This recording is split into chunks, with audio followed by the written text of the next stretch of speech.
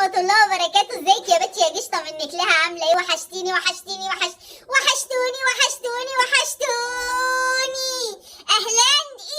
يا عز الحبايب، اهلا. والنبي كان نفسي اطلع مغنية في الشرق الاوسط. النهارده جايه لكم في نكتة جامدة خالص. هي قصة حقيقية بس أنا خدتها نكتة، والله العظيم قصة حقيقية بس أنا خدتها نكتة. طب إيه يا بنتي يا بغبش النكتة؟ إيه يا بنتي يا سوسو النكتة؟ إيه يا بنتي يا فتاتات النكتة؟ بيقولك إيه يا ستي؟ بيقولك إيه أنت لغاية دلوقتي ما اشتركتيش في القناة ولا فعلتي زر الجرس؟ يا نهار أبيض ومنيل السواد يعني. اشتركي في القناة يا ستي منك ليه؟ وانت يا استاذ اللي قاعد انت اشترك في القناه وفعل زر الجرس واكتب لي كومنت حلو ينعنسني تدا ينعنس تدا.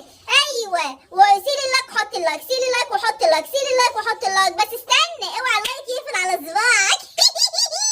يلا بينا بقى ندخل في الموضوع عشان احنا طولنا على بعض وانا زهقت بصراحه، وانا من النوع اللي بتحنق بسرعه. بيقول لك مره واحد عنده 100 سنه، تمام؟ مره واحد عنده 100 سنه راح البنك، فبيقول له يا استاذ اعمل لي ايه تامين على صحتي. قام الموظف اللي في البنك قام قايل له انت ازاي بتتكلم الكلام ده يا حاج؟ قام قايل له ايوه اعمل لي تامين على صحتي، ايه المشكله يعني؟ قام قايل له اعمل لك تامين على صحتك إيه؟ والله مدير البنك مش مسرح لنا بحاجه زي كده، سنك لا يسمح يا حاج. قام قايل له ازاي؟ ده انا لسه ابويا عامل التامين ده ما كملش اسبوع. فالموظف يعني اللي في البنك قام باصص قوي كده، قام قايل ايه الكلام ده؟ الراجل ده مجنون ده ولا ايه اللي جراله ده؟ قام قايل له طب يا عم الحاج عدي عليا كمان اسبوع كده نكون ايه اتناقشت مع المدير اللي في البنك، وان شاء الله السكينه تيجي في الحلاوه ويبقى الموضوع تمام. فقام قايل له طيب ماشي يا ابني ماشي خلاص انا هنمشي كمان اسبوع، بس في حاجه انا نسيتها. قام قايل له ايه يا عم الحاج؟ قال له بس فرح جدي كمان اسبوع، انا هجيلك ازاي؟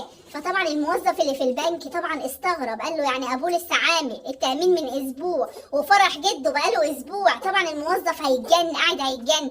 قال له كمان فرح جدك؟ طلع بقى خلاص الراجل طلعه بقى من يعني الواحد قاعد مش ضامن عمره، واحد بيتكلم 100 سنه جاي يامن على حياته. يا سواد يعني، وكمان جده عايش وابوه عايش، يا سواد نعيشوا قدك يا عم الحاج. فالموظف اللي في البنك بقى طلع بقى عن بروجه قايل له وكمان جدك فرح وعايز يتجوز؟ قال له لا بصراحه مش هو اللي عايز يتجوز، بس ابوه وامه غاصبين عليه. والله العظيم زي ما بنقول لكم كده، ايوه يعني انتوا بلغتوا زي ايه؟ يعني الراجل عايز 100 سنه ورايح يامن على نفسه وابوه عايز وامن على نفسه من اسبوع، بس يا ولد العبس في البتاع. وجده فرحه كمان اسبوع، يعني الراجل 100 سنه ابوه جده 300 سنه. يا سواد يعني 3 100 200 300، يعني نفسي نعيش 100 سنه، بس انا نفسي اعيش 100 سنه. فاستغلبت بصراحه، يا رب نعيشه يا رب، واللي مزعل حد ما يزعلش حد، عشان احنا بصوا يعني عمرنا من دلوقتي، والله العظيم عمرنا من دلوقتي ممكن نفلقوا الحياه كده في لحظه. فالحمد لله يا رب ما يقطعش بينا غير لما نعدي ال 120 سنه. النبي عسل يا بنتي يا بابوش. انتوا بتتوشوشوا على ايه والتليفون واقع؟ يا سواد التليفون بتاع البت بغبش ده يقع ويتشال. بس ايه مش قادره اوصف لكم، وبغبش بقى ايه تعيط. يا ماما التليفون وقع، ولا احسن تعيط، واقول لها احسن كل شويه اغيظها كده، كل شويه اغيظها. والبت ملومه هي اللي بتوقعه لها، والله العظيم البت ملومه هي اللي بتوقعه لها. انا مش عارفه نعمل ايه في العيال دي، انا مش عارفه. انا بقى عايزه اقول لكم حاجه، عايزه اخد رايكم في حاجه بقى. الفيديوهات بتاعت النكت هل هي عجباكم؟ يعني انا حابه نتكلم معاكم كده في موضوع شخصي كده. الفيديوهات بتاعت النكت دي عجباكم وملت حياتكم كده بالضحك كده وبالتفاؤل وبالامل، ولا نغير ونحسن الست فتاتات، ولا نعمل ايه بالظبط؟ يعني انتوا ايه رايكم؟ علفوني كده، اكتبوا لي تحت في الكومنتات. يا ستي فتاتات النكت مش حلوه، يا ستي فتاتات النكت حلوه، يا ستي فتاتات انت زي السكر، يا ستي فتاتات انت بغاسه، يا ستي فتاتات انت عسل. اكتبوا لي كده فلحوني، ما انا ما بذلش جهد وابذل مجهود والبس الطرحه الفسياكه اللي انا لابساها. الطرحه دي لونها ايه بت؟ اقفلي الباب يا بت يا نهار اسود، اقفلوا الباب يا بت. البس الطرحه اللي هي لونها ايه يا بغبس؟ لونها ايه يا بغبس؟ يلو يا يلو كيف نلقو جهنم يا يلو. طرحه يلو ايه؟ هي دي طرحه يلو؟ دي يو. اتمنى بقى ان الفيديوهات بتاعتي تعجبكم وقولوا لي ارجع للمحتوى اللي فات ولا افضل زي ما انا، يعني عرفوني كل حاجه كده. يا رب يا رب يا رب اشوفكم مقبولين الخاطر يا رب، وكل سنه وانتم طيبين. بمناسبه دخلة رمضان علينا، كل سنه وانت طيبه يا بنتي يا قشطه.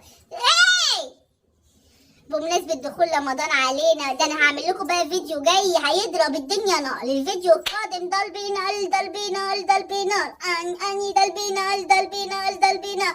والبت مليومة واقفة مستنياني اخلص الفيديو عشان تكلم البت صاحبتها ضربي نار ضربي نار ضربي نار، وانا مش هنخلص الفيديو. انا زهقت كل شويه اتكلم صاحبتها، كل شويه قالوا عامله ايه، وهي صاحبتها قالوا عامله ايه، قالوا نفسي نطلع بجمله مفيده منهم هما الاتنين مش طالعه. يعني انا طلعوني من هدومي، انا نفسي نطلع منهم هما الاتنين بجمله مفيده مش عارفه. للناس اللي بتتفرج عليا، للاقارب والاهالي والغرائب، بيتكلموا. بصوا البت ململ اخر ما زهقت مني والله العظيم، والله العظيم دخلت في الاوضه بتاعتها ومش قادره اوصف لكم ايه اللي حصل. انا مش قادره اوصف لكم ايه اللي حصل، يعني الحمد لله قدر الله ما شاء فعل. المهم يا بنتي يا بوب عشان ما نروحش من بعض في موضوع كبير، عشان انتوا عارفين البت فتاتات بتحب تتكلم كلام قليل، يعني كلامي قليل.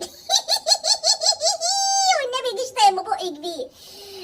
يا رب الفيديو يكون عجبكم ونال اعجابكم، بس انا زعلانه منكم. عارفين ايه ليه زعلانه منكم؟ عشان ما فيش حد حاطط لي لايك. انتوا ليه بتحطوليش اللايك؟ ليه تكتبوش كومنتات حلوه؟ هو انا يعني مش زي الناس الكبيره قوي دي، مش زي المساهيل الكبار اللي هم بيطلعوا ويتكلموا كده يعني؟ ما انا طالعه ونفلحكم وغيرتكم المحتوى وعملت لكم نكت، وعماله نغير من هنا ونعمل اراجوز، وعماله نغير من هنا نتكلم مش عارفه في ايه. نفسي يحطوا لايك، يكبروا لي كده القناه مش هتكبر غير بيكم طبعا. انا مش عارفه اللي بنقول لي ياما ليه كده. ملخص الموضوع، يا ريت اللي مش مشترك في القناه يشترك في القناه ويفعل زر الجرس، وما تنسونيش في كومنت حلو يا بنتي يا قسطه منك ليه. واشوفكم في الفيديوهات القادمه وعايزه كومنت جميل كده يا بنتي يا بوبش. والسلام عليكم ورحمه الله وبركاته، واشوفكم في الفيديوهات القادمه ان شاء الله.